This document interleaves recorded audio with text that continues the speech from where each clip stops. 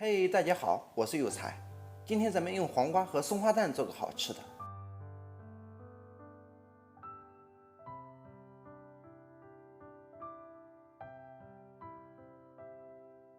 用到的主要食材有美人蕉1个，松花蛋4个，黄瓜2根。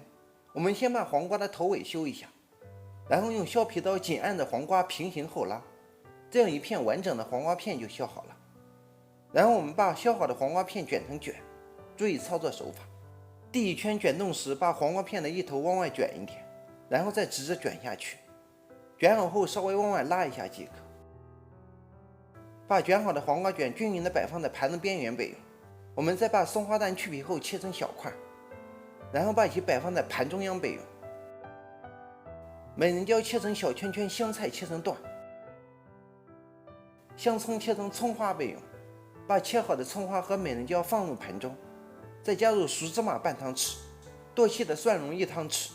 取热油泼出馅料的香味后开始调味，向盆中加入白糖1丢丢，味精少许，香醋1汤匙，生抽4汤匙，自制辣椒油2汤匙。辣椒油的多少要根据个人的吃辣程度而定。